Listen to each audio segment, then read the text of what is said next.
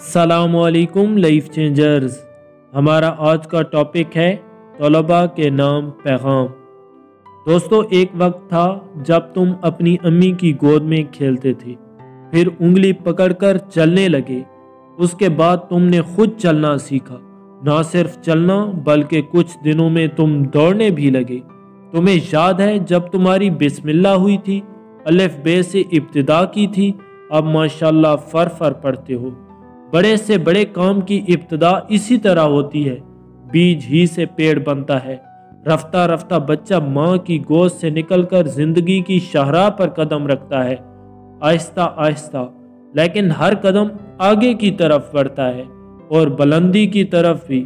تم جانتے ہو کہ بلندیوں کو سر کرنا آسان نہیں ہوتا، اس میں جان بھی مارنی پڑتی ہے اور خطرات کا مقابلہ بھی کرنا پڑتا ہے، لیکن جنہیں کامیابی و کامرانی کی اونچی چوٹی تک پہنچنا ہے، وہ نہ مشقت سے جی چرائیں گے اور نہ خطروں سے ڈریں گے، اور پھر بلندیوں تک پہنچنے کا انعام بھی تو بڑا ہوتا ہے۔ اگر زندگی میں بڑا بننا آسان ہوتا تو ہر شخص بڑا بن جایا کرتا۔ ہر قیمتی چیز کی طرح بڑائی بھی، عزت بھی اپنی قیمت رکھتی ہے۔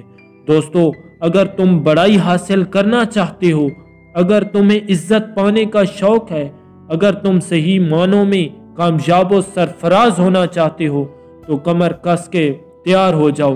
اب تک تم سایہ دار درختوں کی چھاؤں میں ہموار راستوں پر سفر کر رہے تھے، اب چڑھائی شروع ہوتی ہے۔ اب ہمت و حوصلے اور کردار کے امتحان کا وقت آن پہنچا ہے۔ اب کھرا اور کھوٹا کسوٹی پر پرکھا جائے گا۔ اب جو آگے بڑھے گا منزل مراد تک پہنچے گا۔ گھر اور سکول میں، والدین اور باہر کی دنیا میں جو فرق ہے وہ تم اچھی طرح سمجھ لو۔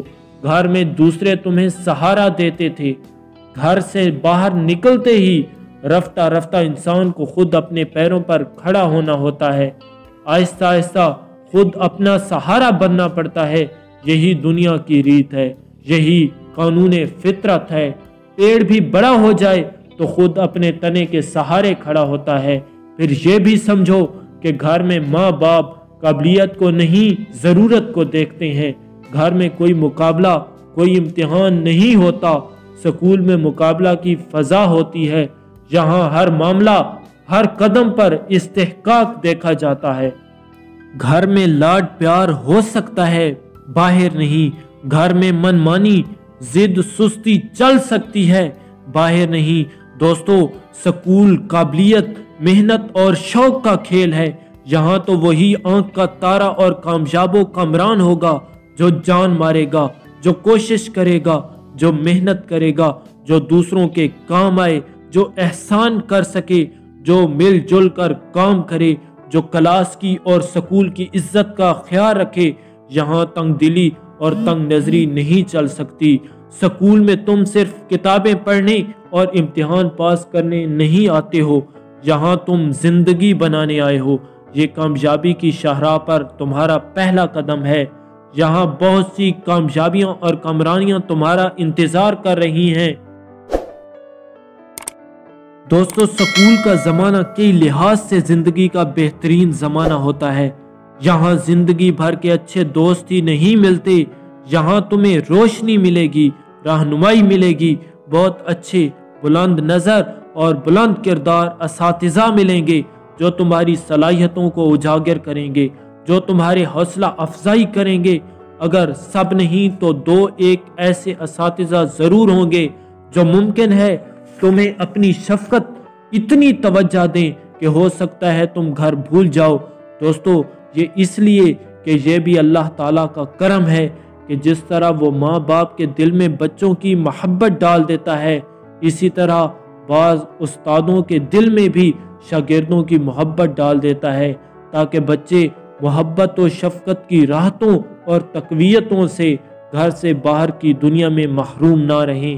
بہرحال مختصر یہ کہ عزیزوں اور پیارو، سکول بھی تمہارا گھر ہی ہے۔ یہاں تم اپنے آپ کو تنہا نہ سمجھو، لیکن اپنے پیروں پر کھڑا ہونا سیکھو، اپنے ذہن سے کام لو، اپنے اندر کردار کی قوت پیدا کرو، اور یاد رکھو، سخت کوشی سے ہے تلخ زندگی رنگی۔ یہ مصرع اقبال کا ہے۔